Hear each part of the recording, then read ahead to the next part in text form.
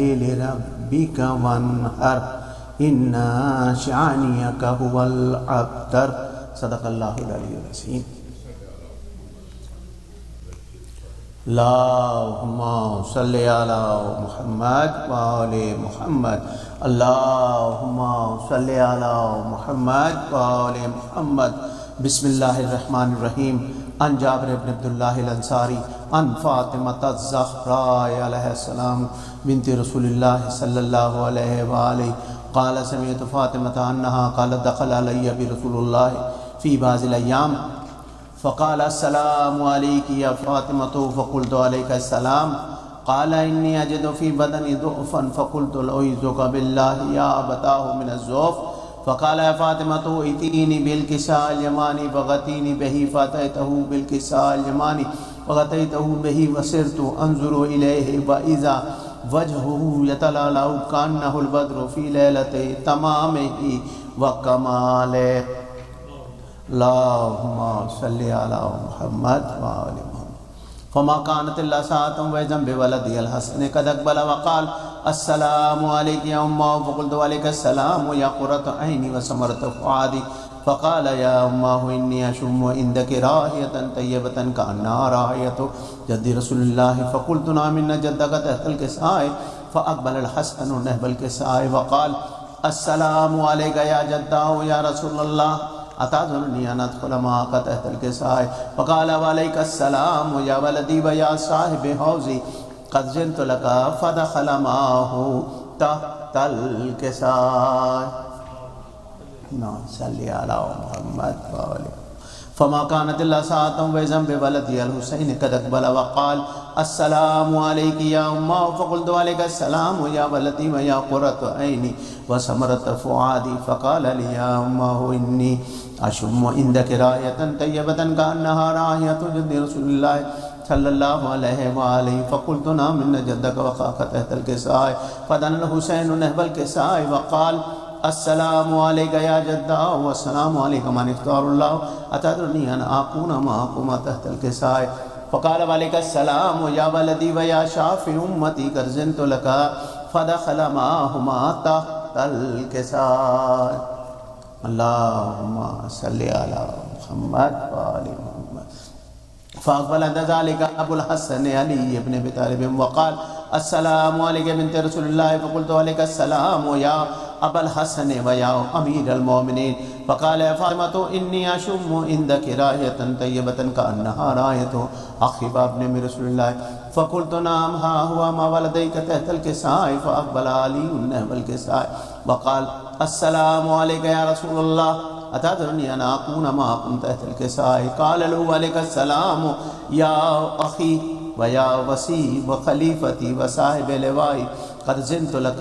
فدخل علي تحت الكساء اللهم صل على محمد ثم أتيت نهب الكساء وقلت السلام عليك يا أبتاه يا رسول الله أتعذرني أن أكون معكم تحت الكساء قال وعليك السلام يا بنتي ويا وبزتي قد زنت لك فدخلت تحت الكساء فلما اكتملنا جميعا تحت الكساء خذ برسول الله بطرفي الكساء وأومى بيد اليمنى إلى السماء وقال اللهم إن هؤلاء أهل بيتي وخاصتي وعامتي دمهم لمي ودمهم دمي يؤلمني ما يؤلمهم ويجازلني ما يجازلهم أنا حرب لمن حربهم وسلم لمن سلمهم وعدو لمن آداهم ومحب لمن أحبهم إنهم مني وأنا منهم فجعل صلواتك وبركاتك ورحمتك وغفرانك ورضوانك علي وعليهم وأذهب عنهم الرجس وطهرهم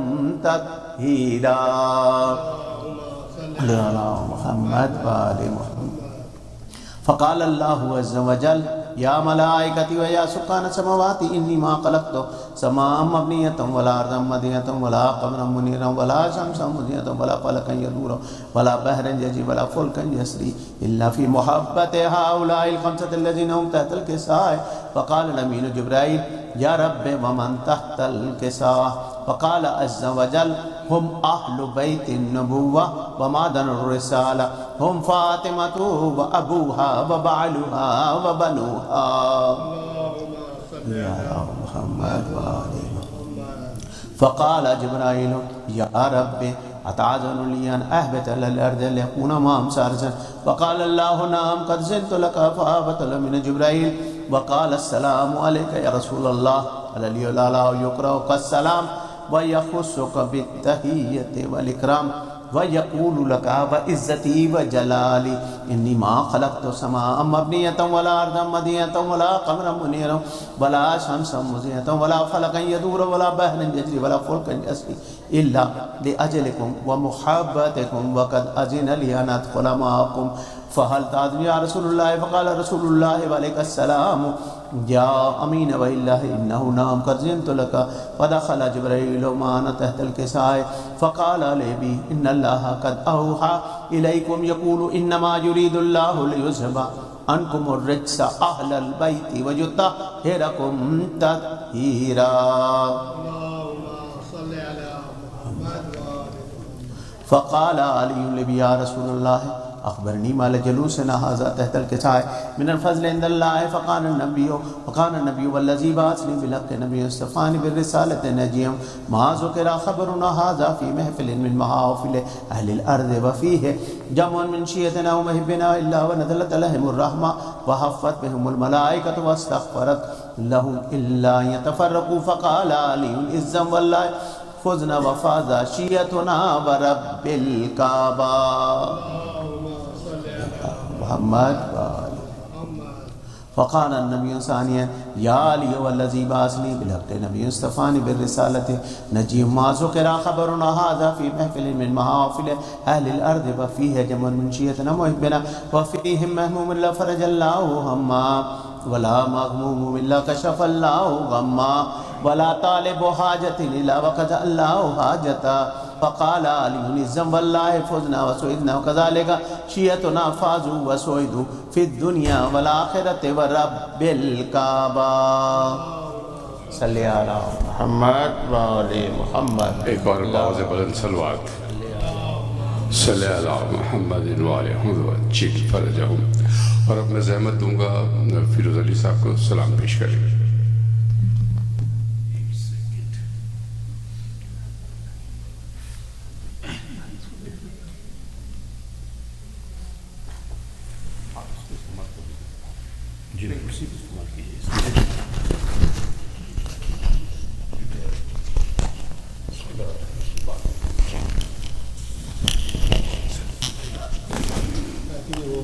برائے خوشنودی محمد و آل محمد صلوات صلی علی محمد و آل محمد. باری دیگر صلوات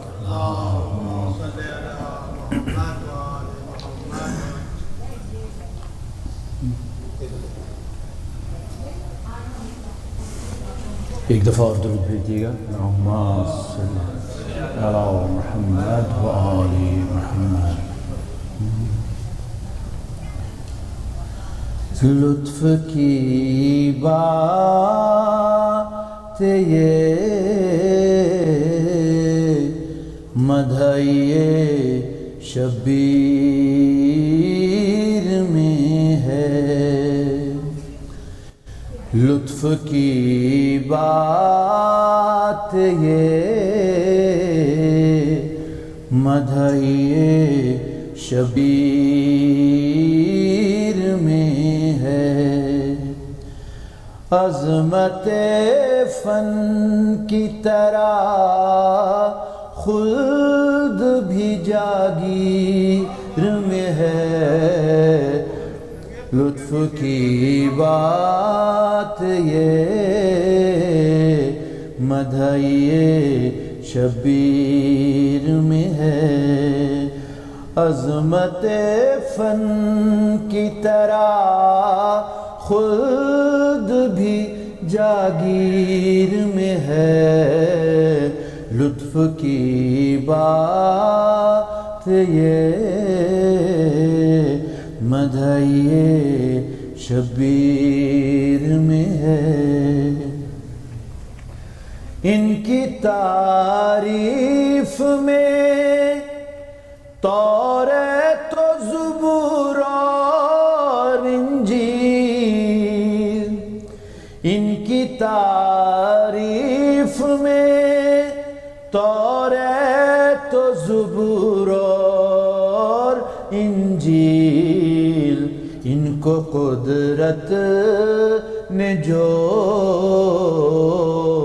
بخشا ہے وہ تحریر میں ہے، ان کو قدرت نے جو بخشا ہے وہ تحریر میں ہے۔ ام کلثوم ہو، زینب ہو، حسن یا حسین، ام کلثوم ہو، زینب ہو، حسن ہو یا حسین، عظمت کون و مکان فاطمہ کے شیر میں ہے، عظمت کون و مکان فاطمہ کے شیر میں ہے۔ کس کے سجدے سے نمازوں کا بھرم ہے قائم، کس کے سجدے سے نمازوں کا بھرم ہے قائم، کون ہے جس کا لہو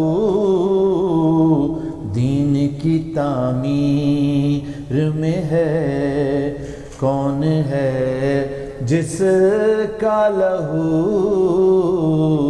دین کی تعمیر میں ہے۔ لطف کی بات یہ مدعی شبیر میں ہے۔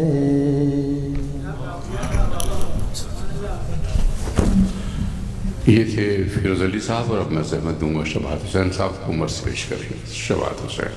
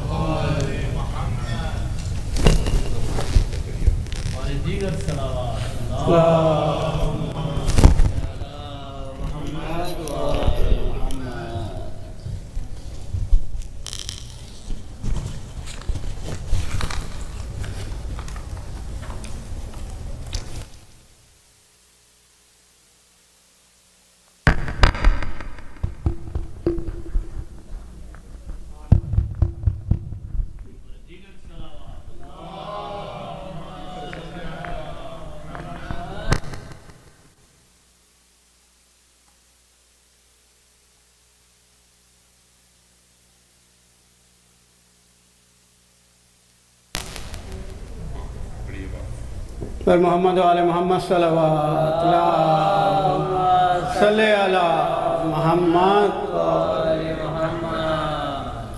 چار مصرے عظمت آنسو کے جو سید الشہداء کے غم میں بہتے ہیں۔ یہ مانا کی دامن تو خالی ہے میرا،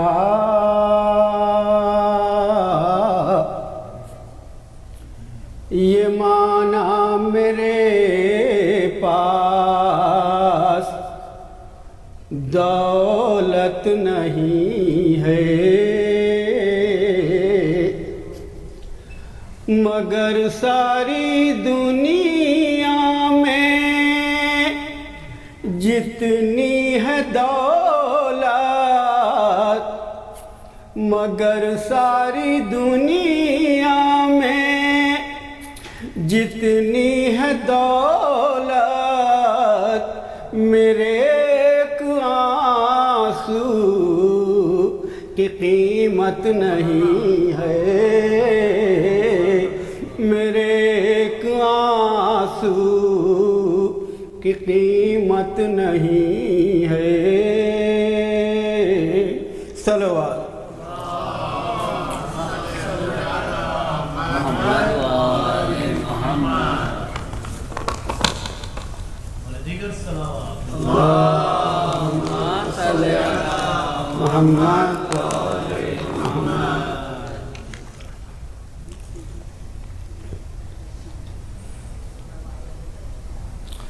دو بازو ہمارے آنے والے ہیں اور ظاہر سی بات ہے تھوڑی نہ تھوڑی تاخیر ہوتی رہتی ہے.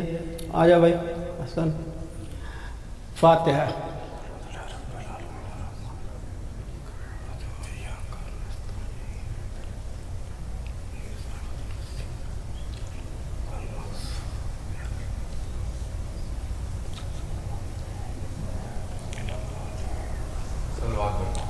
اللہم صلی علی محمد.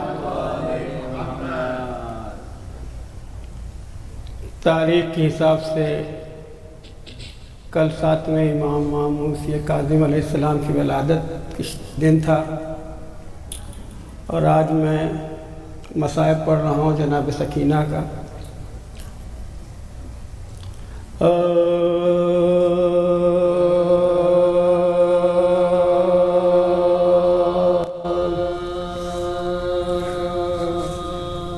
زندہ میں جا کی دختر شبی مر گئی. زندہ میں جا کی دختر شبی مر گئی. دنیا سے دفتن سفر خلد کر گئی. ارے کلبے کے دل پہ داغ جدائی کا دھر غل پڑ گیا حسین کی عاشق گزر گئی. غل پڑ گیا حسین کی عاشق گزر گئی. ارے جنت بسائی چھوڑ کے دنیا کے باغ تازہ کیا ہے پھر لیا گھر کے داغ کو. تازہ کیا ہے پھر لیا گھر کے داغ کو. بازو ہلا کے بانو ناشاد نے کہا بی بی پہ در کے سر سے اٹھاؤ تو سر ذرا. ارے باتیں ابھی تو کرتی تھی آنسو بہا ساقط ہے نام زہائے غزہ سرد دست ساقط ہے نام دہائے غزہ سرد دست پا. منہ دیکھتے ہی دیس کا نقشہ بدل گیا. کس وقت سانس رک گئی کا دم نکل گیا. کس وقت سانس رک گئی کا دم نکل گیا. قربان جاؤں مرنے کی ماں کو خبر نہ کی. واری میرے ریاض پہ تم نے نظر نہ کی. یہ رات ماں کے ساتھ تڑپ کر بسر نہ کی. جی بھر کے بھی زیارت روئے پہ در نہ کی. جی بھر کے بھی زیارت روئے پہ در نہ کی. ارے چوتھے برس میں ہائے سدھاری جہان سے دکھ قید کے نہ اٹھ سکے ننھی سی جان سے. دکھ قید کے نہ اٹھ سکے ننھی سی جان کے. دکھ قید کے نہ اٹھ سکے ننھی سی جان سے. لو ہاتھ جوڑتی ہے یہ ماں سکینہ جان. مجھ کو بلا لو تم ہو جہاں سکینہ جان، ارے ڈھونڈوں نکل کے تم کو کہاں ہے سکینہ جان، مادر کو قبر ہے یہ مکان ہے سکینہ جان، مادر کو قبر ہے یہ مکان ہے سکینہ جان، میں جانتی ہوں موت سے بدتر حیات، اب کون سوئے گا میرے پہلو میں رات کو، اب کون سوئے گا میرے پہلو میں رات کو، ارے بچیے ماں تجھے کدھر اب ڈھونڈنے کو جا، اے غم رسیدہ تم نے قیامت کے دکھ اٹھا، ارے چھٹ کر پہ در سے گھڑکیاں کھائی تماچے کھا، بی بی رسان بندھی تیری گردن میں ہائے ہائے، بی بی رسان بندھی تیری گردن میں ہائے ہائے، ارے جو سختیاں فلک نے دکھائی وہ سہ گئی، بندے جو چھین گئے میرا منہ تک کے رہ گئے، بندے جو چھن گئے میرا منہ تک کے رہ گئے، چھوٹے سے سن میں تم نے سہے ظلم بے شمار، صدقے تیری غریبی کی عیش کی یادگار، ارے مجبور ہے برادر مظلوموں سو گواہ، جائے کدھر سنبھالے ہوئے بیڑیوں کا باغ، جائے کدھر سنبھالے ہوئے بیڑیوں کا باغ، حسن حق کو خلق میں راحت ملی نہیں، بیٹی اسی کی ہے جسے تربت ملی نہیں، بیٹی اسی کی ہے جسے تربت ملی نہیں، ارے زندہ کا در تو بند ہے، بی بی کدھر چلی، کپڑے سفید پہنے ہوئے کس کے گھر چلی، ارے واری میرے ریاض کو برباد کر چلی، خوشبو سنگھا کے مثل نسیم سحر چلی، خوشبو سنگھا کے مثل نسیم سحر چلی، اب اس چمن بے بات بہاری کا بار، ماں صدقے جائے پھر کے سواری کا بار، ماں صدقے جائے پھر کے سواری کا بار، آخری بند کی زحمت ہے، گھٹ گھٹ کے یہاں اندھیرے میں کہتی تھی بار بار، اماں چراغ ہو تو ٹھہر جائے جان، اب شام میں ملے گی تمہیں قبر تنگ، بی بی کو نیند آئے گی کیوں کریے مان سا، بی بی کو نیند آئے گی کیوں کریے مان سا، ارے تڑپو گی تم تو ماں کو خبر ہوگی کس طرح، پہلی شب لحد میں بس ہوگی کی شب لحد میں اثر ہوگی کی زندہ میں جا کی دختر شبیر مر گئی.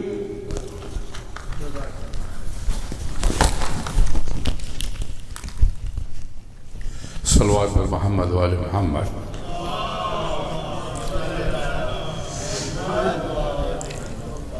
ایک سورہ فاتحہ کی درخواست ہے، میں نام پڑھتا ہوں ان کے لیے، اپنے مرحومین کے لیے، ملت جعفریہ کے تمام شہداء کے لیے، اور ان مرحومین کے لیے جو باغ مصطفیٰ میں آسودہ خاک ہیں. سید نصیر الدین حیدر، تقدیس فاطمہ، مرزا محمد حسنین، مرزا محمد سبطین، اصغری بیگم، سید محمد حسن نقوی، سید مسرور حسن نقوی، سید منظور حسین نقوی، سیدہ شفیق زہرا، سید محمد باقر زیدی اور سید غیور عباس بخاری.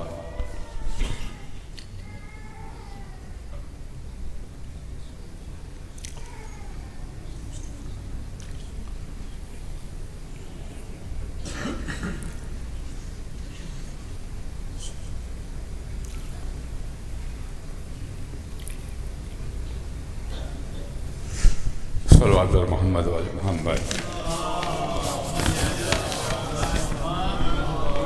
اور میں درخواست کروں گا مولانا محسن حیدر زیدی صاحب تشریف لائیں، مجلس سے خطاب فرمائیں.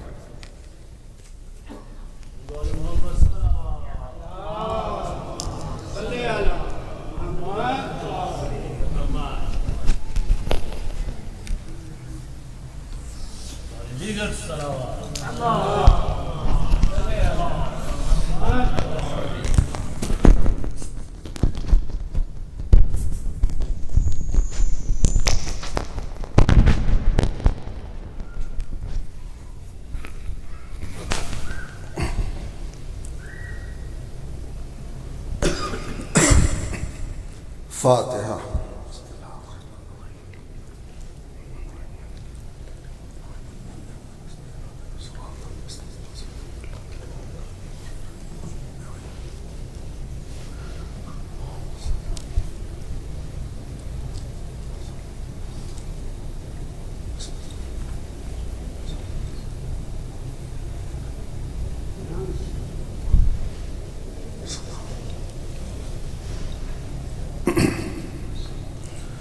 لا حول ولا قوة إلا بالله العلي العظيم.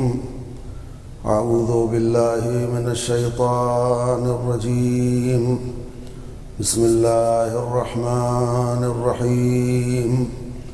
الحمد لله رب العالمين بارئ الخلائق أجمعين وباعث الأنبياء والمرسلين الذي بعد فلا يرى وقرب فشهد النجوى الذي خلق الخلائق بقدرته ونشر الرياح برحمته وودد بالصخور ميدان أرضه. ثم الصلاة والسلام التحية والإكرام على البشير النذير السراج المنير حبيب إله العالمين أبي القاسم محمد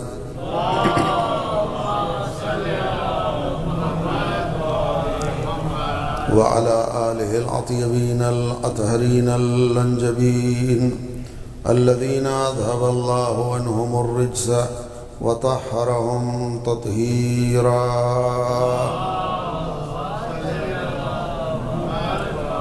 ولا سيما النور على النور في تقياء الديجور الإمام المنصور والسراج المستور مهدي هذه الأمة وخاتم الأئمة سيدنا وإمامنا حجة بن الحسن العسكري أرواحنا وأرواح العالمين لتراب مقدمه فداء.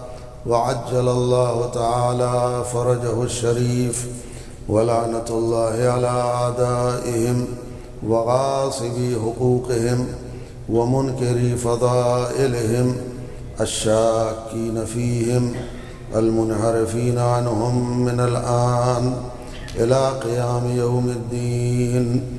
أما بعد، فقد قال الله الحكيم في كتابه الكريم وقوله الحق: بسم الله الرحمن الرحيم. إنما المؤمنون الذين آمنوا بالله ورسوله ثم لم يرتابوا وجاهدوا بأموالهم وأنفسهم في سبيل الله أولئك هم الصادقون. صلوات پڑھیں محمد.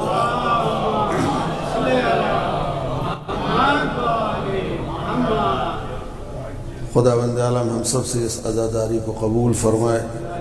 انشاءاللہ یہ مجلسیں یسینہ زنی نوحور و ماتم و گریہ ہم سب کی نجات اور بخشش کا ذریعہ قرار پائے.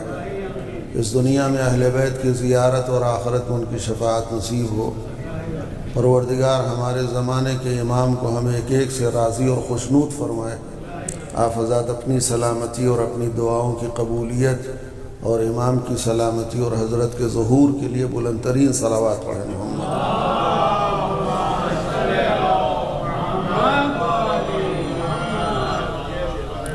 سورہ مبارک حجرات کی 15ویں آیت آپ کے سامنے تلاوت کی ہے، جس میں خالق کائنات مومن کی نشانی اور مومن کی علامت اور مومن کی صفت بیان کرتے ہوئے یہ اعلان کر رہا ہے کہ انما المؤمنون الذین آمنوا باللہ ورسولہ. یقیناً مومن وہ ہے جو اللہ اور اس کے رسول پر ایمان لائے، ثم لم یرتابوا، پھر کبھی کسی منزل پہ شک نہ کرے، وجاہدوا باموالہم وانفسہم فی سبیل اللہ. اور دوسری نشانی اس کی یہ ہے کہ وہ اللہ کی راہ میں جہاد کرے اپنی جان اور اپنے مال دونوں سے. اولئک هم الصادقون. اگر یہ صفتیں کسی کے اندر پیدا ہو جائیں تو وہی سچا ہے، وہی سچے مومن ہیں، وہی حقیقی مومن ہیں. یہاں لفظ انما جو استعمال ہوا ہے، یہ لفظ انما کلمہ حاصر ہے، کسی چیز کو منحصر کیا اللہ. اس انما سے آپ واقف ہیں، انما یرید اللہ. اس کا ترجمہ یہ ہے کہ بس اور بس، صرف اور صرف مومن وہ ہے جو اللہ و رسول پر ایمان لائے تو پھر کسی منزل پہ شک نہ کرے، نہ خدا کی وحدانیت میں، نہ رسول کی رسالت میں، نہ دین کے کسی بھی حکم میں شک نہ کرے.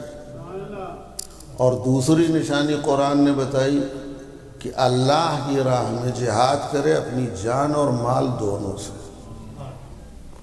اگر ان صفتوں کے حامل ہو تو تم کہو کہ میں مومن ہوں، تو تم سچے ہو. اگر یہ صفتیں کسی کے اندر نہیں پائی جا رہی ہیں تو وہ مومن نہیں ہے. چیخنے چلانے سے ایمان ثابت نہیں ہوتا، شور مچانے سے ایمان ثابت نہیں ہوتا. ایمان کی کچھ نشانیاں بیان کی ہیں قرآن نے، اور کچھ نشانیاں بیان کی ہیں معصومین نے. چھٹے امام جعفر صادق علیہ السلام نے عجیب نشانی بیان کی ہے. اس حدیث میں فرماتے ہیں کہ المؤمن اشد من زبر الحدید. مومن لوہے سے بھی زیادہ سخت، لوہے سے بھی زیادہ مضبوط، لوہے سے بھی زیادہ مستحکم ہوتا ہے اس کا ایمان. لوہا اتنا مستحکم ہوتا ہے، اتنا مضبوط ہوتا ہے کہ پتھر جیسی سخت ترین چیز کو بھی لوہا توڑ دیتا ہے. لیکن مولا نے فرمایا مومن کا ایمان اس لوہے سے بھی زیادہ سخت اور مضبوط ہوتا ہے.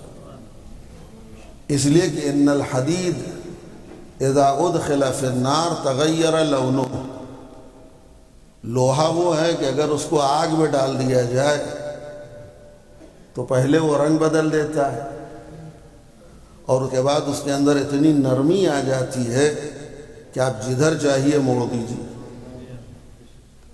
تو لوہا سخت تو ہے، مضبوط ہے، لیکن آگ میں جانے کے بعد وہ اپنی شکل کھو دیتا ہے، حیت بدل دیتا ہے، نرم بھی پڑ جاتا ہے، رنگ بھی بدل جاتا ہے۔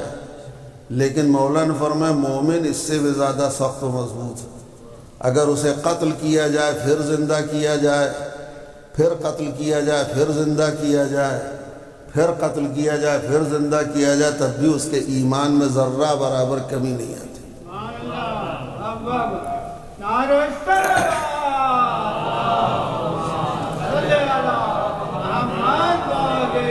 یہ نشانیاں ہمارے اندر پیدا ہوں، یہ علامتیں ہمارے اندر پیدا ہوں، یہ خصوصیات اگر ہمارے اندر پیدا ہو جائیں تو ہم اپنے آپ کو مومن کہلانے کے حقدار ہیں اور ہم حقیقی مومن ہیں۔ لیکن ایمان لانے کے بعد اگر ہم نے شک کرنا شروع کیا دین میں، اللہ میں، رسول کی رسالت میں، تو دائرہ ایمان سے خارج ہو جائیں گے۔ اب تاریخ کے اوراق کو پلٹیں، نظر آتے ہوئے شک کرتے ہوئے نظر آئیں گے۔ کسی نے یہ کہا کہ آج جتنا شک ہوا ہے آپ کی رسالت پر اتنا کبھی نہیں ہوا تھا۔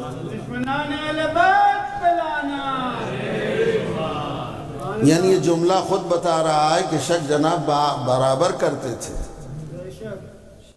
لیکن آج تھوڑا شک کا لیول بڑھ گیا ہے۔ فرماتے ہیں آج جتنا شک ہوا ہے کبھی نہیں ہوا تھا آپ کی نبوت اور رسالت پر۔ تو یہ ایمان کہاں رہا آپ کا؟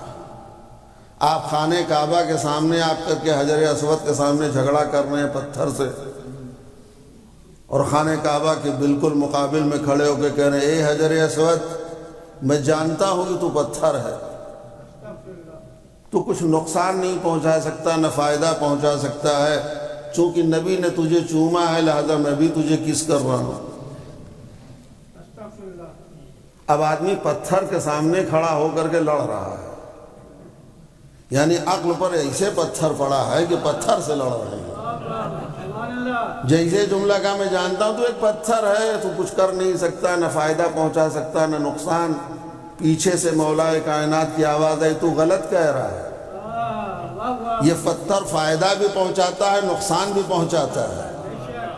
یہی وہ پتھر ہے جو میدان قیامت میں تیری بارے میں گواہی دے گا، پلٹ کے دیکھا اچھا آپ ہیں مجھے نہیں معلوم تھا۔ تو انسان جو ہے اللہ نے ایک عجیب مخلوق پیدا کی ہے انسان کو، کہ واقعاً کبھی ایسے ایسے مرحلوں سے گزرتا ہے، کبھی اللہ کے اوپر شک کرنے لگتا ہے، کبھی نبی کے اوپر شک کرنے لگتا ہے، لیکن اللہ نے انسان سے اچھی مخلوق نہیں بنائی۔ کائنات میں کتنی چیزیں خدا نے پیدا کی ہیں، لیکن کسی کو پیدا کرنے کے بعد اللہ نے فخر و مباحات نہیں کیا۔ ہم اپنی زبان میں کہیں کہ اللہ نے کسی کو پیدا کرنے کے بعد کالر نہیں ٹائٹ کی، لیکن انسان کو جب پیدا کیا ہے اللہ نے تو فخر کیا، اور اللہ نے ارشاد فرمایا کہ خدا وہ ہے جس نے تم کو پیدا کیا ہے اور اشرف المخلوقات بنایا۔ یہ فخر کا مقام ہے کہ اللہ نے انسان کو پیدا کیا۔ انسان سے بہتر مخلوق نہیں ہو سکتی۔ سورہ 3 آپ پڑھیے، اس میں کیا اللہ کہہ رہا ہے؟ 4 قسمیں کھانے کے بعد، انجیر کی قسم، زیتون کی قسم، کوہ طور کی قسم، شہر مکہ کی قسم، یہ 4 قسم کھانے کے بعد کہہ رہا ہے لَقَدْ خَلَقْنَا الْإِنسَانَ فِي أَحْسَنِ تَقْوِيمٍ، ہم نے انسان کو بام کمال پہ پہنچایا، احسن بنایا۔ اس سے اچھی مخلوق قلم قدرت سے نہیں بن سکتی۔ لیکن وہی قرآن پھر کہہ رہا ثُمَّ رَدَدْنَاهُ أَسْفَلَ سَافِلِينَ، ہم نے اس کو پلٹایا اور گرایا تو اسفل السافلین میں پہنچ گیا۔ بنایا تھا احسن، ہو گیا اسفل۔ پیدا کیا تھا، بہترین مخلوق بنائی تھی ہم نے، کمال کی منزلوں پہ پہنچایا تھا، لیکن یہ انسان جب گرا ہے تو اتنا گرا ہے کہ جانور بھی اپنی برادری میں لینے کے لیے تیار نہیں ہے۔ کیوں؟ اس لیے کہ زبان پہ ہر ایک کے یہ ہے کہ یہ جملہ کہ یہ جب اتنے گر گئے کہ اب یہ جانور سے بدتر ہو گئے۔ ہم لوگ روزمرہ کی زبان استعمال کرتے ہیں، تو انسان گرا تو جانور سے بدتر۔ کیوں انسان گرا تو جانور سے بدتر؟ اس لیے کہ اللہ نے اس کو عقل و شعور کی دولت دی تھی۔ خدا نے عقل دی ہے، شعور دیا ہے۔ کچھ مخلوقات کو اللہ نے خالی شعور اور عقل دیا ہے، خواہشات نہیں دی، اور کچھ مخلوقات ایسے جن کو خواہشات دیے، عقل و شعور کی دولت سے محروم رکھا۔ جن کو اللہ نے عقل و شعور کی دولت دی، خواہشات و تمنائیں نہیں دی، وہ ہیں فرشتے، وہ ہیں ملک۔ لیکن جن کو اللہ نے خواہشات دی، عقل و شعور نہیں دیا، وہ ہے جانور۔ فرشتوں کے پاس عقل ہے، شعور ہے۔ اگر عقل و شعور نہ ہوتی تو فرشتے ترقی نہ کرتے۔ ان کا ترقی کرنا اس بات کی دلیل ہے کہ ان کے پاس عقل ہے، شعور ہے، لیکن خواہشات نہیں ہیں، تمنائیں نہیں فرشتوں کے پاس۔ کسی چیز کی تمنا فرشتے نہیں کرتے، نہ کسی کو گود میں کھلانے کی آرزو ہے، نہ کسی کی گود میں جانے کی خواہش۔ نہ فرشتوں کو کبھی بھوک لگتی ہے، نہ پیاس لگتی ہے۔ کبھی آپ کسی فرشتے کو نہیں دیکھیں کسی ہوٹل میں بیٹھا ہوا کھانا کھاتا ہوا ملے۔ اس وقت خواہشات ہے ہی نہیں ہیں، صرف عقل ہے، شعور ہے۔ لیکن جانور کو اللہ نے خواہشات دی ہیں، تمنائیں دی ہیں، عقل نہیں دی۔ تمنا ہے، خواہشات ہیں۔ جانور کو جب بھوک لگتی ہے تو جانور یہ نہیں دیکھتا اپنا باغ ہے کسی اور کا باغ ہے۔ اس کو جب بھوک لگتی ہے تو وہ سبزے پہ منہ ڈال دیتا ہے۔ اب آپ اس کو سمجھائیے کہ یہ اپنا نہیں ہے، جانور کے سمجھ میں آنے والا نہیں، اس لیے اس کو بھوک لگی تو جہاں ہریالی دیکھے گا منہ مارے گا، وہ باغ کا باغ چڑھ جائے گا، چاہے نبی کی بیٹی کا باغ کیوں نہ ہو۔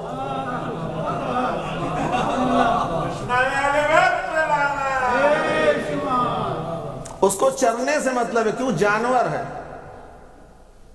حیوان ہے، اس کے پاس یہ نہیں عقل نہیں ہے کہ آپ اس کو رشتے سمجھے۔ پیاس لگی، ہر بہتی ہوئی چیز میں منہ ڈال دے گا جانور۔ اب آپ اس کو سمجھا رہی ہے گندا پانی ہے کیوں پی رہا، اس کے سمجھ میں کیا آنے والا، اس کو پیاس بجھانے سے مطلب ہے۔ تو ایک کو اللہ نے عقل دیا، تمنا نہیں دی، وہ ملک ٹھہرا۔ دوسرے کو اللہ نے خواہشات دیے، عقل نہیں دی، وہ جانور ہے، حیوان ہے۔ درمیان میں ایک مخلوق کو پیدا کہ جس کو عقل و شعور کی دولت بھی دی اور خواہشات و تمنائیں بھی دی، وہ ہم اور آپ ہیں، حضرت انسان۔ لیکن یہی انسان اپنی عقل و شعور کی بدولت فرشتوں سے افضل بھی ہو سکتا ہے، یہی انسان اپنے عقل و شعور کی بدولت جانور سے بدتر بھی ہو سکتا ہے۔ فرق یہ ہے کہ انسان فیصلہ کرتے وقت اپنی عقل کو اگر آگے رکھے، خواہشات کو پیچھے، اپنے عقل کو آگے رکھے، شعور کو آگے رکھے، خواہشات کو پیچھے رکھے، تو یہ انسان اتنا ترقی کرتا ہے کہ بشر آگے ہوتا ہے، ملک پیچھے۔ فرشتے پیچھے ہو جاتے ہیں، بشر آگے ہو جاتا ہے۔ لیکن اگر فیصلہ کرتے وقت اپنی تمناؤں کو آگے رکھتا ہے، عقل کو پیچھے رکھتا ہے، تو یہ اتنا گرتا ہے کہ جانور بھی اس کو قبول کرنے کے لیے تیار نہیں، جانور سے بدتر ہوتا ہے۔ تو یہ ہے انسان جس کو اللہ نے سب سے اچھی مخلوق بنایا تھا اس کائنات میں۔ یہی انسان، اس کے لیے قرآن کہہ رہا ہے کہ وَاللَّهُ أَخْرَجَكُم مِّن بُطُونِ أُمَّهَاتِكُمْ لَا تَعْلَمُونَ شَيْئًا۔ سمجھیے انسان کو، جب تک انسان نہیں سمجھ میں آئے گا اس وقت تک اہل بیت نہیں سمجھ میں آئے گی۔ پہلے انسان کی حقیقت کو سمجھیں، انسان ہے کیا، جس کے لیے قرآن کہہ رہا ہے وَاللَّهُ أَخْرَجَكُم مِّن بُطُونِ أُمَّهَاتِكُمْ لَا تَعْلَمُونَ شَيْئًا۔ خدا وہ ہے جس نے تم کو تمہاری ماؤں کے شکم سے ایسا نکالا کہ تم کچھ نہیں جانتے تھے، جاہل مطلق تھے، جاہل محض تھے، کچھ نہیں جانتے تھے، جاہل پیدا کیا تم کو۔ دوسری جگہ قرآن ارشاد فرمایا ہے وَاللَّهُ خَلَقَكُمْ ثُمَّ يَتَوَفَّاكُمْ وَمِنْكُمْ مَنْ يُرَدُّ إِلَىٰ أَرْذَلِ الْعُمُرِ لِكَيْ لَا يَعْلَمَ بَعْدَ عِلْمٍ شَيْئًا۔ توجہ چاہتا ہوں، اللہ وہ ہے جس نے تم سب کو پیدا کیا، تم کو موت دیتا ہے، اور تم میں سے بہت سے لوگوں کو بڑھاپے کی منزل کی طرف پلٹا دیتا ہے، جس کو قرآن نے ارذل العمر کہا ہے۔ ارذل العمر یعنی عمر کا رذیل ترین، گھٹیا ترین حصے کو بڑھاپا کہتے ہیں۔ اللہ نے کہا اللہ وہ ہے جس نے تم سب کو پیدا کیا، تمہیں موت دیتا ہے، اور تم میں سے بہت سے لوگوں کو ارذل العمر بڑھاپے کی طرف پلٹاتا ہے۔ کیوں؟ لِكَيْ لَا يَعْلَمَ بَعْدَ عِلْمٍ شَيْئًا، تاکہ تم علم حاصل کرنے کے بعد، پڑھے لکھے ہونے کے بعد پھر جاہل ہو جاؤ۔ یہ قرآن ہے۔ تو پہلی آیت کیا کہی؟ اللہ نے تم کو پیدا کیا، تمہاری ماؤں کے شکم سے تم کو نکالا تو تم جاہل۔ دوسری آیت میں کیا کہا؟ اللہ نے پیدا کیا، تمہیں موت دیتا، تم کو پلٹاتا ہے بڑھاپے کی طرف تاکہ تم جاہل ہو جاؤ۔ پلٹاتا ہے کہ کیا مطلب؟ یوردو کا لفظ ہے، یعنی پلٹنا اور پلٹانا۔ اب میں سوال کرتا ہوں آپ سے، یہاں اس مجلس میں آپ آئے ہیں یا پلٹ کے آئے ہیں؟ جی آئے ہیں۔ یہاں سے پلٹ کے کہاں جائیں گے؟ جہاں سے آئے تھے وہیں پلٹ کے جائیں گے، یعنی اپنے اصل کی طرف پلٹ کے جائیں گے۔ آئے ہیں لیکن یہاں سے پلٹ کے اسی جگہ جائیں گے جہاں سے آئے تھے، جہاں سے چلے تھے۔ اب قرآن نے کہا تم پیدا ہوئے تو جاہل، اور بڑھاپے کے منزل میں قدم رکھو، پلٹایا اللہ نے تو پھر جہالت۔ یہ ہے انسان، یعنی دو جہالتوں کے درمیان جو زندگی گزارے وہ ہے انسان۔ ابھی نہیں سمجھ میں آیا؟ دو جہالتوں کے درمیان جو زندگی گزارے وہ ہے انسان، یعنی جس کی ابتدا بھی جہالت، جس کی انتہا بھی جہالت۔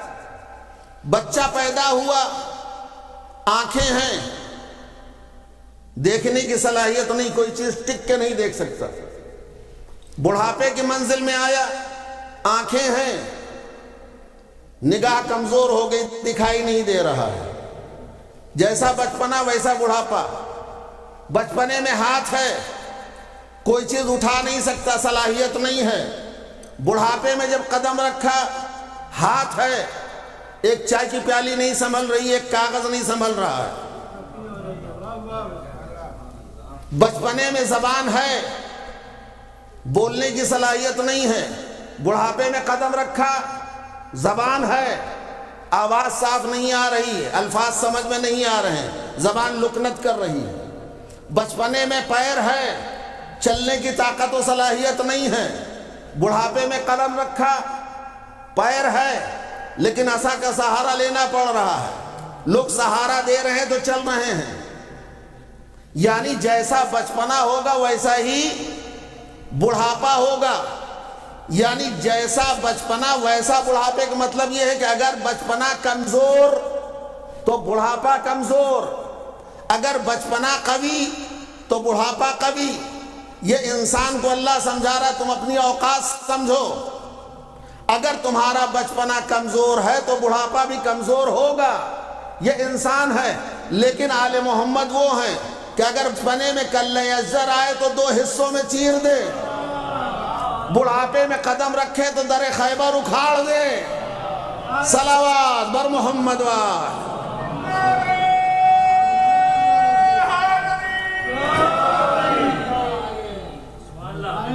تو انسان وہ ہے جیسا جس کا بچپنا ہوگا ویسے ہی اس کا بڑھاپا ہوگا۔ جو دو جہالتوں کے درمیان زندگی گزارے وہ ہے انسان۔ اور آل محمد وہ ہیں کہ پیدا ہوں تو کہیں قرآن سناؤں، توریت سناؤں، انجیل سناؤں، زبور سناؤں، یعنی یہ انسان ہے، اس کے علم کا یہ عالم ہے۔ اور مسند قضاوت پہ آ جائے تو خود فرماتے ہیں کہ اگر ہمیں مسند قضاوت پہ بٹھا دیا جائے تو میں توریت والوں کا فیصلہ ان کی کتاب توریت سے کروں گا۔ انجیل والوں کا فیصلہ ان کی کتاب انجیل سے کروں گا، زبور والوں کا فیصلہ زبور سے کروں گا، قرآن والوں کا فیصلہ قرآن سے کروں گا، اس لیے کہ میں بہتر جانتا ہوں کون سی آیت کب نازل ہوئی، کہاں نازل ہوئی، کس کی شان میں نازل ہوئی۔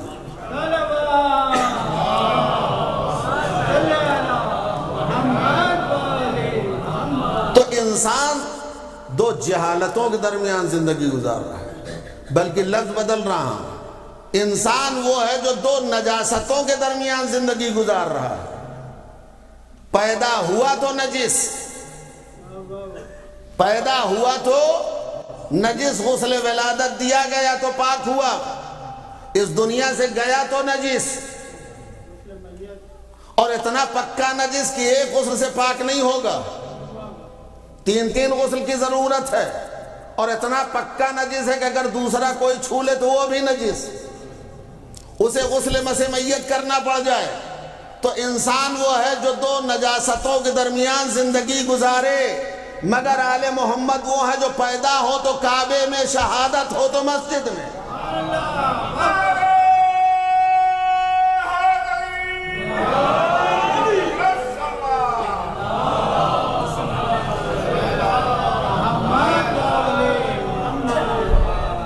یہ انسان کی اوقات اللہ بتا رہا ہے۔ تم پیدا ہوئے تو جاہل تھے،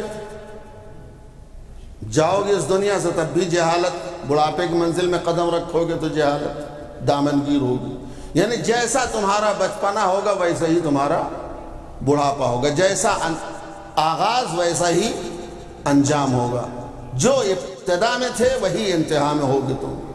تو انسان مجموعہ ہے نجاستوں کا، مجموعہ ہے جہالتوں کا، یعنی جہالت لے کر کے آیا، نجاست کے ساتھ آیا۔ اب انسان یہ اپنے آپ کو آل محمد سے قیاس کرے، اپنا تقابل ان سے کرے، اور یہاں تو قوت کا یہ عالم ہے کہ بچپنے میں کلہ ازدر کے 2 حصے کیے، بڑھاپے میں خیبر کا در اکھاڑا، یہاں تو ظاہری وجود ہے، لیکن ذرا آپ تاریخ کے اوراق کو پلٹیں، جناب فاطمہ بنت اسد سے واقف ہیں؟ یہ جناب فاطمہ بنت اسد مولائے کائنات کی والدہ ماجدہ، جناب ابو طالب کی زوجہ محترمہ، اور رسول اللہ کی چچی، رشتہ تو چچی کا ہے لیکن میں ان کو ماں کہتا ہوں رسول اللہ کی۔ رشتہ جناب فاطمہ بنت اسد کا رسول اللہ کا چچی اور بھتیجے کا ہے، لیکن قرآن کے روح سے میں ان کو ماں کا درجہ دیتا ہوں، ماں ہے، اس لیے کہ پیغمبر جب 40 سال کے ہو گئے تب قرآن نازل ہوا، اور رسول اللہ کے والدین بچپنے میں اس دنیا سے چلے گئے۔ قرآن جب نازل ہوا تو قرآن کیا کہہ رہا ہے؟ وَقَضَى رَبُّكَ أَلَّا تَعْبُدُوا إِلَّا إِيَّاهُ وَبِالْوَالِدَيْنِ إِحْسَانًا۔ پیغمبر سے خطاب ہے، تمہارے رب کا حتمی فیصلہ ہے کہ عبادت صرف اللہ کی کرو، خدا کے علاوہ کسی کی عبادت نہیں، لیکن والدین کے ساتھ احسان کرو۔ میں کہوں گا پروردگار تو نبی سے کہہ رہا والدین کے ساتھ احسان کرو، یہ والدین کہاں ہیں؟ یہ والدین کہاں؟ وہ تو بچپنے میں اس دنیا سے چلے گئے۔ کس والدین کی بات کر رہا ہے تو؟ تو آواز قدرت ہے، جنہوں نے پالا ہے وہ والدین ہیں، جنہوں نے انہیں پالا ہے وہ والدین کا درجہ رکھتے ہیں۔ تو جنہوں نے پالا ہے وہ صرف 2 نام، رسول نے جن جن کو پالا ہے وہ تو بہت لمبی فہرست ہے، حضور نے کن کن لوگوں کو پالا ہے وہ بہت لمبی فہرست ہے، لیکن رسول کو جن لوگوں نے پالا ہے پوری تاریخ میں صرف 2 نام، ایک ابو طالب، دوسرے فاطمہ بنت اسد، انہوں نے پالا ہے۔ اب فاطمہ بنت اسد کے لیے تاریخ کہتی ہے کہ جب مولائے کائنات کا نور شکا میں جناب فاطمہ بنت اسد میں آیا تو تاریخ بالکل متفق ہے کہ جب کبھی بھی سرکار ختمی مرتبہ گھر میں داخل ہوتے تھے، جناب فاطمہ بنت اسد ان کے تعظیم اور احترام میں کھڑی ہو جاتی تھی۔ جب کبھی بھی سرکار دو عالم تشریف لاتے تھے، جناب فاطمہ بنت اسد ان کے احترام میں کھڑی ہو جاتی تھی۔ یہ قریش کی عورتوں کو پسند نہ آیا یہ عمل، آن کر کے انہوں نے جناب فاطمہ بنت اسد کہا، فاطمہ بنت اسد تم کیا کر رہی ہو؟ ایک بچے کے لیے تم کھڑی ہو رہی ہو جس کو تم نے اولاد کی طرح پالا ہے، اما کہیں ماں بیٹے کے احترام میں کھڑی ہوتی ہے؟ تم اس کی تعظیم میں کیوں کھڑی ہوتی ہو؟ جناب فاطمہ بنت اسد نے جواب دیا، میں نہیں کھڑی ہوتی، میں نہیں اٹھتی، جب سے وہ بچہ میرے شکم میں آیا ہے وہ اٹھنے پر مجبور کرتا ہے۔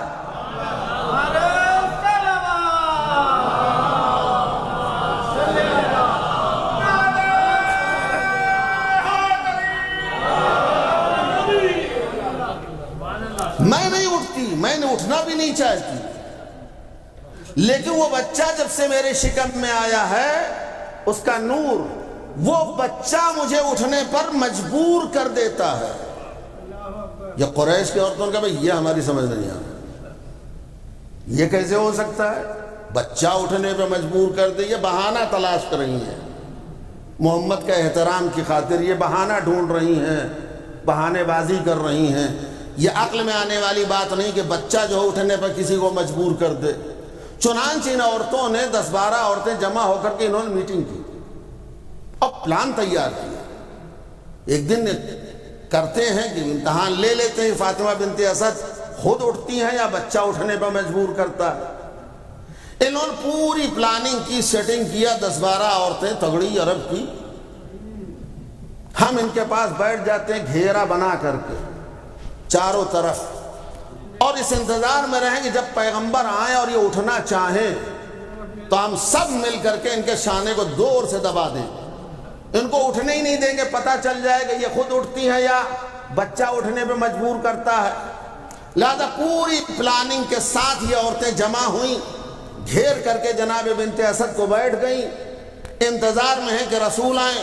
تاریخ کہتی ہے کہ ادھر سرکار نے گھر میں قدم رکھا، فاطمہ بنت اسد اٹھنا چاہتی تھیں، یہ 10-12 عورتیں مل کر کے زور سے ان کے شانے کو دبانا چاہا کہ اٹھنے نہ پائیں، لیکن تاریخ کا بیان ہے کہ فاطمہ بنت اسد نے ایک انگڑائی لی اور ایسا جھٹکا دیا کہ جتنی عورتیں آئی تھی سب چاروں خانہ چت، کچھ ادھر کچھ ادھر کچھ ادھر کچھ ادھر، سب گر گئیں، اور فاطمہ بنت اسد فوراً احترام میں کھڑی ہو گئیں۔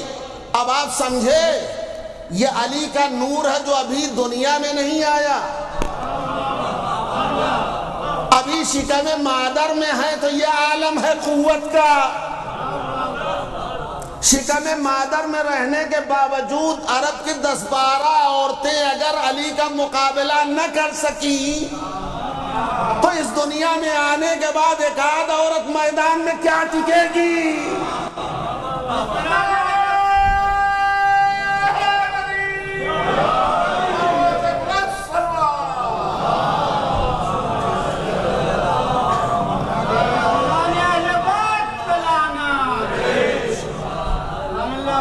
یہ تو ابھی دنیا میں قدم نہیں رکھا ہے، شکم مادر میں ہے۔ شکم مادر میں یہ عالم ہے کہ 10-12 مل کر کے کچھ نہ بگاڑ سکیں علی کو، سب چاروں خانہ چت ہو گئی۔ تو اس دنیا میں جب قدم رکھیں گے تو میدان میں کیا ٹکے گی کوئی؟ یہ تو علی ہیں جن کا نور ابھی شکم مادر میں ہے، تو یہ عالم ہے۔ روایت اب یہ انسان ہے، اللہ نے کیا کہا؟ ہم نے انسان کو پیدا کیا تو جاہل، اس دنیا سے جائے گا تو جاہل، یعنی جہالت قسمت ہے، مقدر ہے انسان کا۔ اب یہی انسان اگر اہل بیت کے نقش قدم پر چلے تو کمال کی منزلوں کو طے کرتا ہوا آگے بڑھے گا، لیکن اگر اہل بیت کا دامن چھوڑا تو ذلت کے سوا کچھ نہیں ہے۔ پیغمبر اسلام جاتے جاتے اپنی امت کے حوالے 2 چیزیں کی، قرآن اور اہل بیت،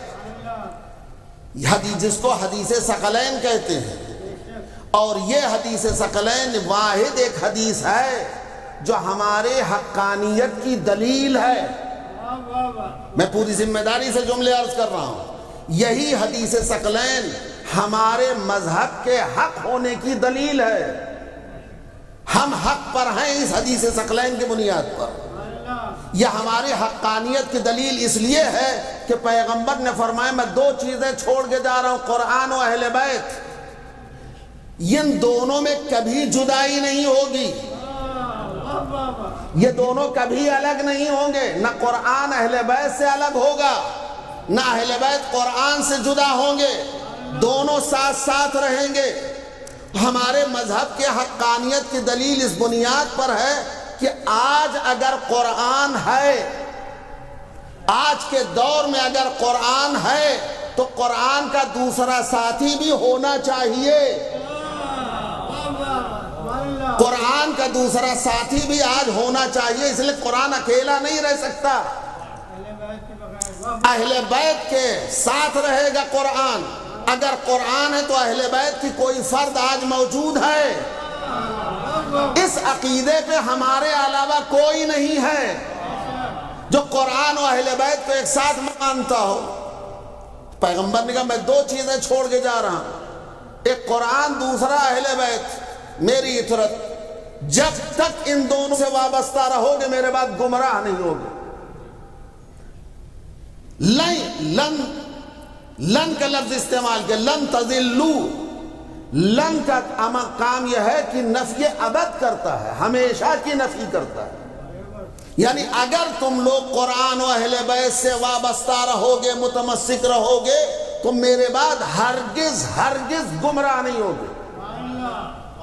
پوری ضمانت اور گارنٹی لی ہے پیغمبر اسلام نے امت کے گمراہ نہ ہونے کی کہ اگر قرآن و اہل بیت سے وابستہ رہو گے تو میرے بعد کبھی گمراہ نہیں ہوگے. اس کا مطلب گمراہی کا امکان تھا، گمراہ ہونے کا امکان تھا، تبھی پیغمبر نے فرمایا اگر وابستہ رہو گے دونوں سے تو میرے بعد گمراہ نہیں ہوگے. اس کا مطلب یہ کہ دونوں کے ساتھ رہو گے تو گمراہ نہیں ہوگے. دونوں میں سے کسی ایک کو لیا دوسرے کو چھوڑا تو گمراہی یقینی. قرآن لے لیا اہل بیت کو چھوڑ دیا تب بھی گمراہ. اہل بیت کو لے لیا قرآن کو چھوڑ دیا تب بھی گمراہ. گمراہی سے بچنا ہے تو قرآن و اہل بیت دونوں کا ساتھ ہونا.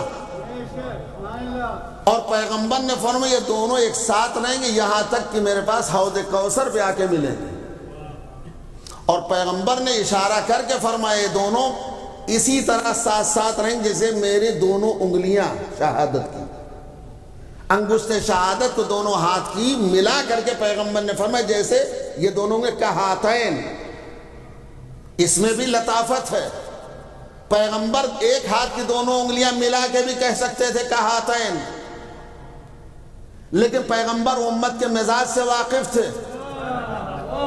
اگر ایک ہاتھ کی دونوں انگلیاں ملا کے کہیں گے کہاتین تو دنیا پخ نکالے گی، ایک چھوٹی ہے ایک بڑی.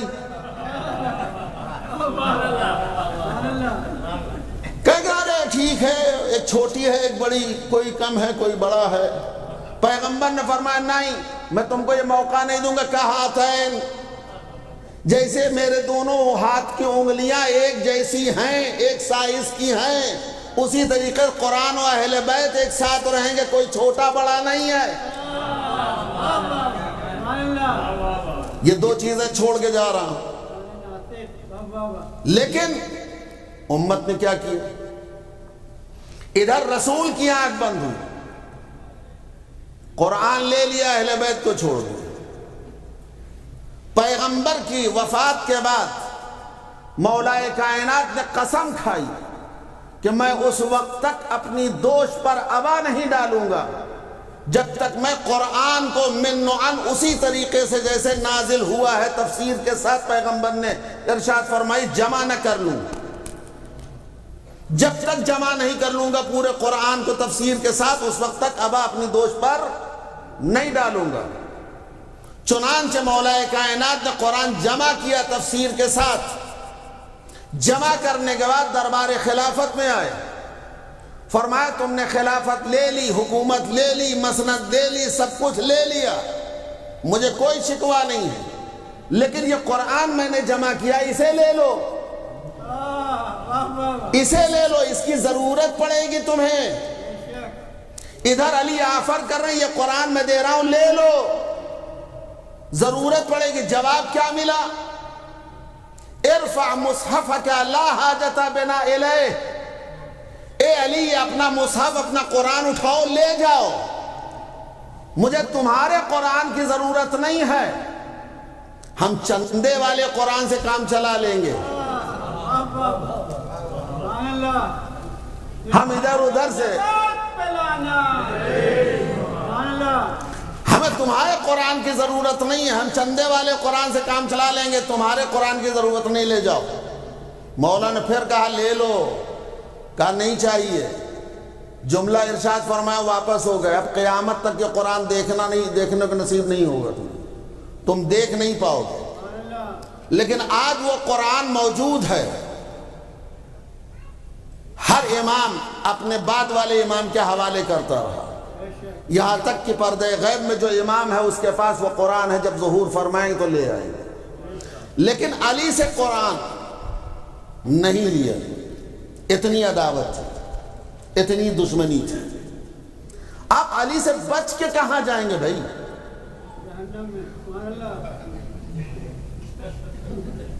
ہر قدم پہ علی ملیں گے تمہیں،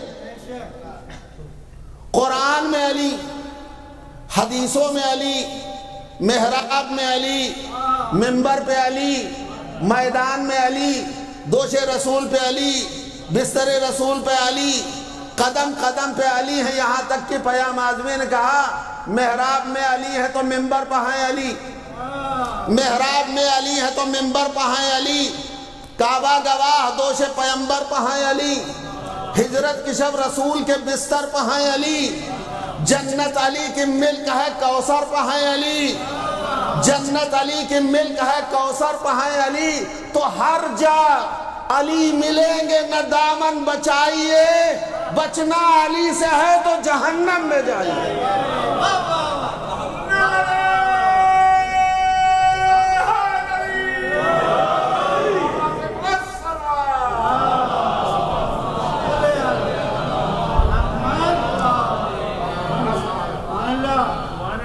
ہر جا علی ملیں گے، جہاں نظر اٹھائیں گے علی، علی نظر آئیں گے۔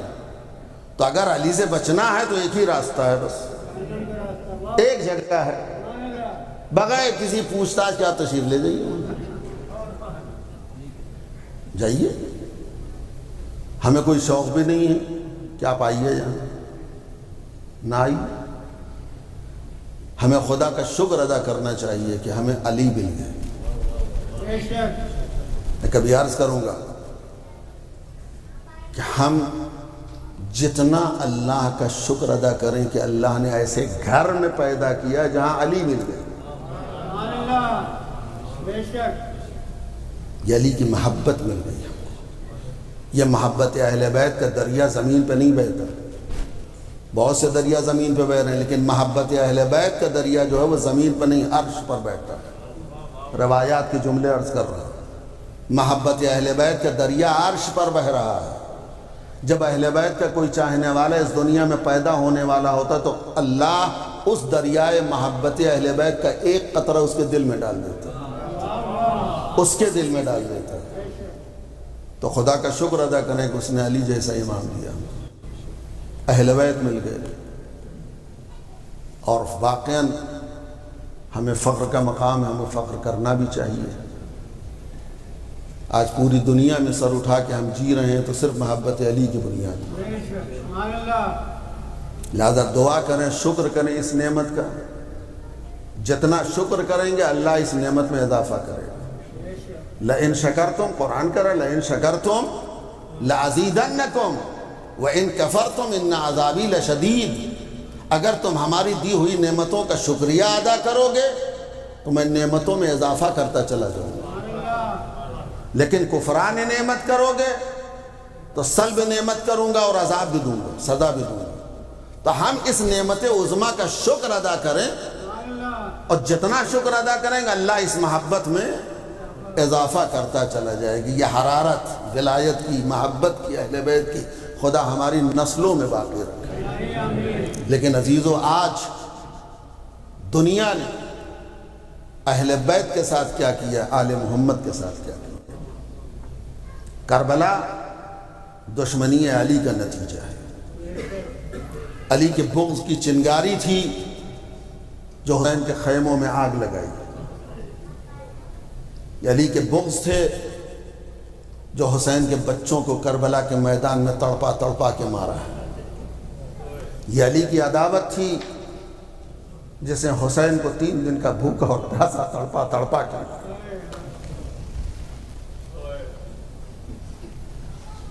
امام حسین نے عصر عاشور یہ سوال کیا تھا، پوری تاریخ میں آج بھی سوال موجود ہے. حسین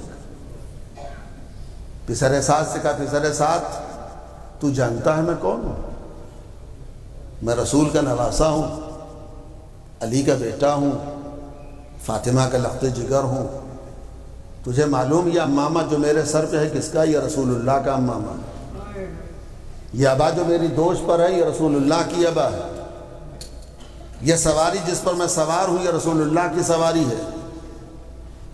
پسر سعد نے جواب دیا، حسین ہمیں معلوم ہے کہ تم رسول کے نواسے ہو، ہمیں پتہ ہے کہ تم علی و فاطمہ کے لخت جگر ہو، ہم جانتے ہیں کہ امامہ رسول اللہ کا ہے، ہمیں علم ہے کہ یہ ابا رسول اللہ کی ہے، اور ہم یہ بھی جانتے ہیں کہ یہ سواری جس پر آپ تشریف فرما ہے یہ رسول اللہ کی سواری. تو پھر امام حسین نے پوچھا، جب جانتے ہو تو مجھے بتاؤ قتل کیوں کر رہے ہو؟ میری خطا کیا ہے؟ میں نے کیا بگاڑا ہے؟ کیا جرم ہے ہمارا؟ ایک جواب ملا ہے حسین،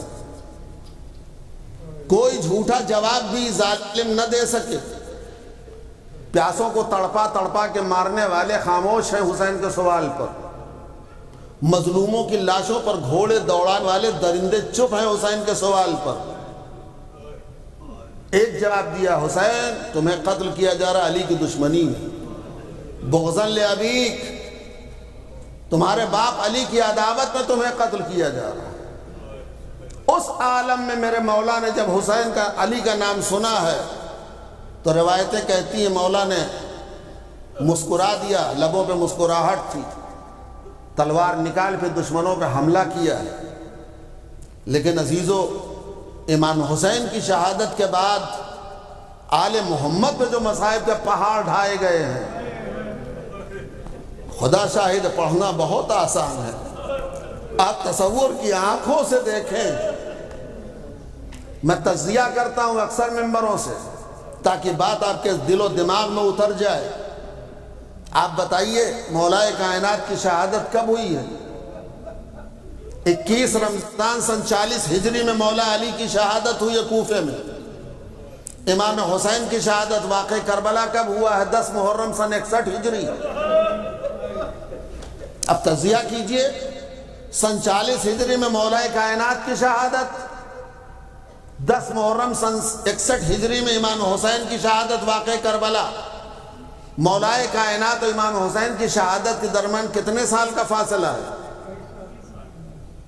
بس اس 20-21 سال کا فاصلہ کتنا زیادہ ہے. جب علی کی شہادت ہوئی ہے تو علی کا دارالخلافہ تھا کوفہ، کیپٹل تھا علی کا. علی جب وہاں تھے حاکم کی حیثیت سے، خلیفہ کی حیثیت سے، تو جناب زینب کوفے کی شہزادی تھی. جناب زینب کوفے کی شہزادی تھی. اس 20-21 سال کے اندر ایسا زمانے میں انقلاب آیا کہ آج اسی کوفے میں جہاں شہزادی زینب کبریٰ شہزادی کی حیثیت سے رہتی تھی، آج اسی کوفے میں زینب کو قیدی بنا کے لے جایا جا رہا. زینب جہاں عصمت کبریٰ کی بیٹی ہے، وہیں ایک عورت بھی ہے. عورتوں کے دل بڑے نازک ہوتے ہیں. کیا جناب زینب کو یاد نہ آیا ہوگا کہ ایک زمانہ تھا کہ میں بابا کے دور میں کوفے کی شہزادی تھی؟ جب کوفے کی عورتیں ملنا چاہتی تھی تو مولا فرماتے تھے رات میں ملنا، اور پورے پردے کے ساتھ جناب زینب سے کوفے کی عورتیں ملاقات کرتی تھی. لیکن ہائے رے زمانہ، آج علی کی بیٹی اسی کوفے میں جا رہی ہے، سر برہنہ جا رہی ہے، ہاتھوں میں رسیاں ہیں. شاید جناب زینب کو یاد آیا ہوگا بابا کا زمانہ، رک کر کے کہا ہوگا نجف کا، اے بابا آپ کی بیٹی آپ کے شہر کوفہ میں آ رہی ہے. اللہ اکبر. بے کجاوا اونٹ منگائے گئے 11 محرم کو. تمام بیویوں کو جناب زینب کبریٰ نے سوار کیا. ساری بیویاں سوار ہو گئی. ایک مرتبہ، اللہ اکبر، میں کیسے پڑھوں اس جملے کو، شمر ملعون، کتنی عداوت تھی ننھی بچی سکینہ سے اس کو. ایک مرتبہ اس نے حکم دیا ایک ناکہ اور لایا جائے بے کجاوا. ساری عورتیں سوار ہونے کے بعد ایک ناکہ اور بٹھایا گیا، بے کجاوا ناکہ. لوگوں نے پوچھا اب کس لیے؟ بیویاں تو سوار ہو گئی ہیں، یہ ناکہ کیوں منگایا؟ کہا اس ناکے پر حسین کی بچی سکینہ بیٹھے گی. آپ سمجھیں، اس کو سمجھنے کی کوشش کریں. ملعون کہنے لگا اس پر سکینہ کو بٹھاؤں گا. یزیدی فوج کے سپاہی آئے شمر کے پاس، شمر میری بات مان، یہ بچی اس اونٹ پر اکیلے نہیں سنبھل پائے گی، ننھی سے بچی ہے، یہ اکیلے ناکے پر سوار نہیں ہو پائے گی. ایسا کر اس بچی کو کسی بی بی کی گود میں دے دے، وہ سنبھالے رہیں گی، خیال رکھیں گی. اس نے کہا نہیں، میں سکینہ کو اکیلے ناکے میں بٹھاؤں گا. لوگوں نے کہا مت بٹھا، یہ بچی اونٹ سے گر سکتی ہے، ننھی سے بچی ہے، سنبھل نہیں سکتی، اونٹ کی پشت سے گر سکتی ہے. شمر نے کہا نہیں، میں ناکے پہ بٹھاؤں گا سکینہ کو اکیلے. یہاں تک کہ ناکہ جب بٹھایا گیا، ایک مرتبہ شمر ملعون آگے بڑھا. جناب سکینہ جناب زینب کی گود سے لپٹی ہوئی بیٹھی تھی. ایک مرتبہ ظالم نے ہاتھ بڑھایا، گود سے سکینہ کو کھینچا، لا کر کے ناکے پہ بٹھایا، بے کجاوا ناکے پر. روایت کہتی جب اونٹ چلے ہیں تو ناکوں کو راستے میں دوڑایا گیا. ماشاءاللہ ماشاءاللہ، آپ کی آوازیں گریہ بلند ہے. یا اللہ، اس مجلس کے صدقے میں ہم سب کو جناب سکینہ کی زیارت نصیب کا. اجرکم اللہ. خدا آپ کو کوئی غم نہ دے سوائے غم اہل بیت کے. سنیے، جب اونٹوں کو دوڑایا گیا ہے تو روایت کہتی ہے کہ قافلہ چلتے چلتے مظلوم کربلا کا کٹا ہوا سر جس نیزے پہ تھا وہ نیزہ زمین میں گر گیا. قافلہ ٹھہر گیا، رک گیا. لوگوں نے کوشش کی، نیزہ نہیں نکل رہا ہے. سب نے کوشش کی، نیزہ زمین سے نہیں نکلا. ایک مرتبہ شمر کو خبر ہوئی کہ حسین کا سر جس نیزے پہ تھا وہ زمین میں گڑ گیا ہے، نکل نہیں رہا ہے، اس لیے قافلہ رکا ہوا ہے. ایک مرتبہ شمر کہتا میں ابھی بتاتا ہوں حسین کا سر آگے کیوں نہیں بڑھ رہا ہے.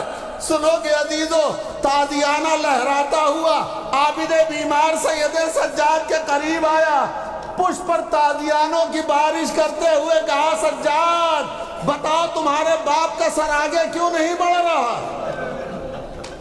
سید سجاد ایک مرتبہ ہتکڑی بیڑی کو سنبھالے ہوئے باپ کے کٹے ہوئے سر کے قریب آئے، آنکھوں سے آنسو جاری ہیں. آواز دی بابا.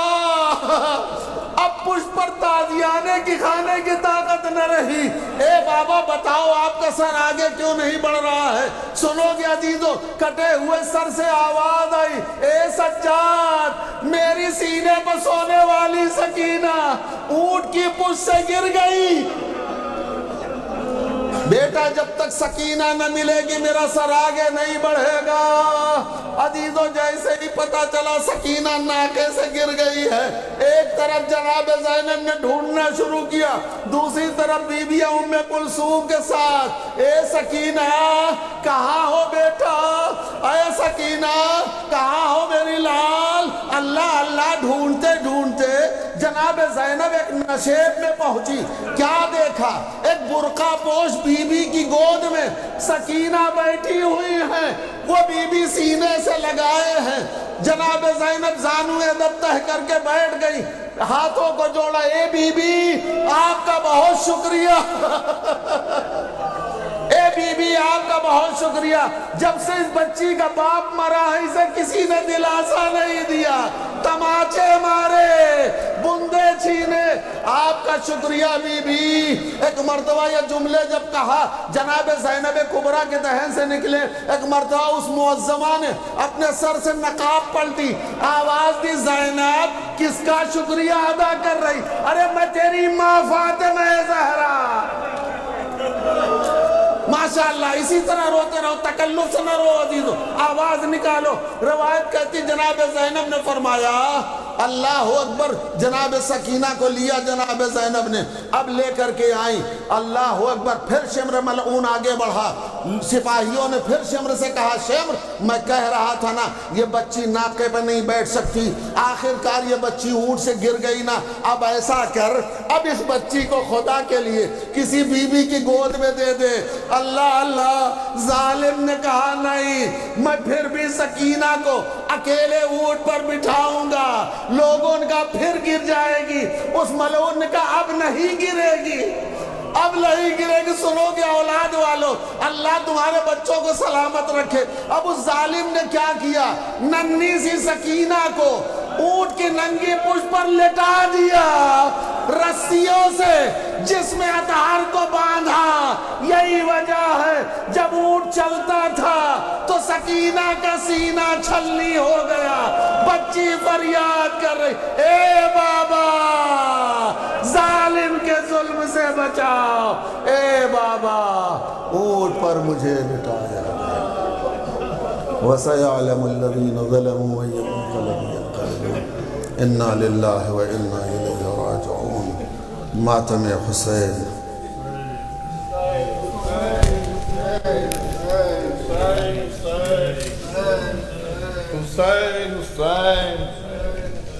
حسین حسین حسین حسین حسین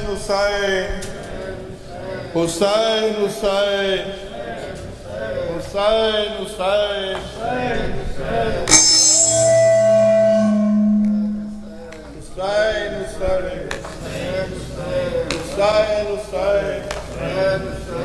حسین حسین حسین حسین میں اندھیرے میں اکیلی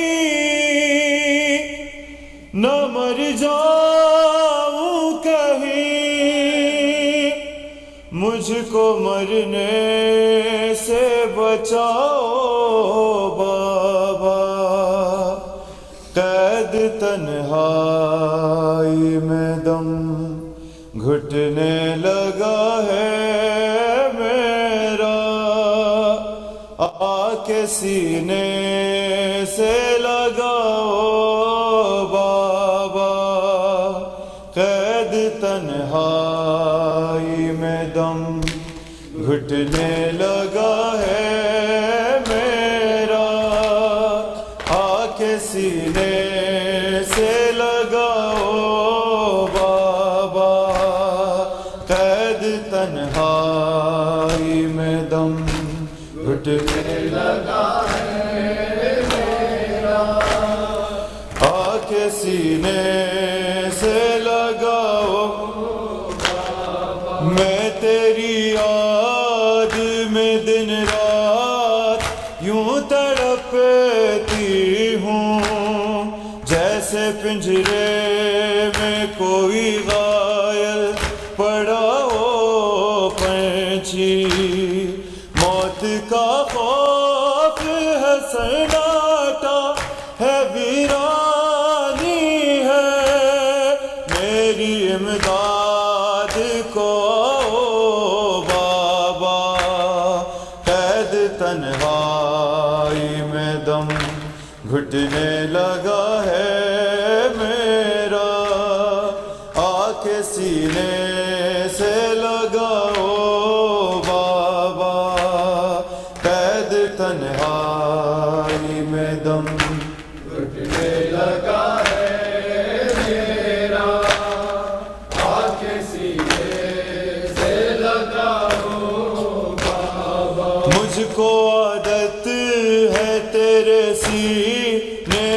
سر رکھنے کی چین کی نیند بھلا کیسے زمیں پر آئے قید خانے میں تو پڑتی ہے بلا کی گرمی اپنی گودی میں سلاؤ بابا قید تنہائی میں دم گھٹنے لگا ہے میرا آ کے سینے سے لگاؤ بابا قید تنہائی میں دم گھٹنے لگا ہے میرا آ کے سینے سے لگاؤ بابا میرے دادا نے رہا کتنے کیے تھے قیدی اس کی پوتی ہوں مگر قید میں مجبور ہوں میں نام لے کے تیرا رونے نہیں دیتا ظالم اب میری قید چھڑاؤ بابا قید تنہائی میں دم گھٹنے لگا ہے میرا آ کے سینے سے لگاؤ بابا قید تنہائی میں دم گھٹنے لگا ہے میرا آ کے سینے سے لگاؤ بابا پھوپھیوں کے بھی بندھے ہاتھ پسے گردن ہیں وہ بھلا کیسے میری آنکھوں سے آنسو پہنچیں بے سہارا ہوں یتیمی کا کڑھا موسم ہے اپنی صورت تو دکھاؤ بابا قید تنہائی میں دم گھٹنے لگا ہے میرا آ کے سینے سے لگاؤ حسین حسین حسین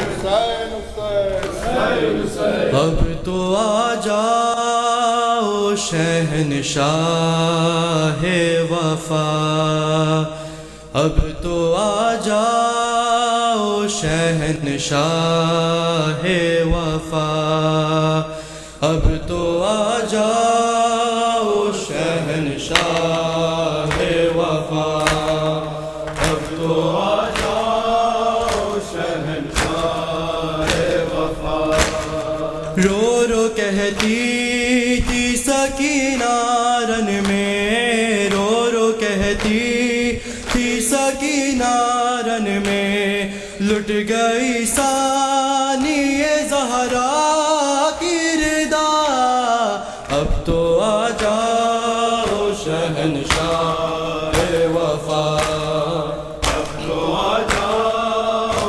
شہنشاہ وفا شمر نے مارے تماچے ہیں میرے گالوں پہ جھڑکیاں دے کے اٹھایا ہے مجھے جھڑکیاں دے کے اٹھایا ہے مجھے بابا کی لاش پہ رونے نہ دیا اب تو آ جاؤ شہنشاہ وفا اب تو آ جاؤ شہنشاہ وفا چھین کر سب کی ردائیں اور جلائے خیمے ایسے لوٹا ہے مسلمانوں نے ایسے لوٹا ہے مسلمانوں نے نہ کیا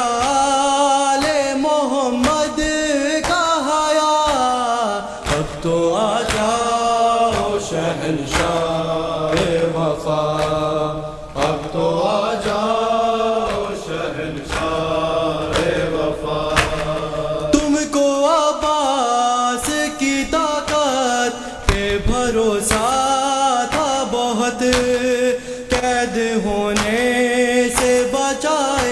تم کو قید ہونے سے بچائے تم کو آ کے یہ شمر نے زینب سے کہا اب تو آ جاؤ شہنشاہ وفا اب تو آ جاؤ شہنشاہ وفا توڑ دی مار کے اکبر کے جگر میں برچی اور ستم گئے نے کہا مولا سے اور ستم گئے نے کہا مولا سے یہ سنا ہے کہ تو سابے ہے بڑا اب تو آ جاؤ شہنشاہ وفا اب تو آ جاؤ شہنشاہ وفا اب تو آ جاؤ شہنشاہ وفا اب تو آ جاؤ اللہم صلی اللہ وسلم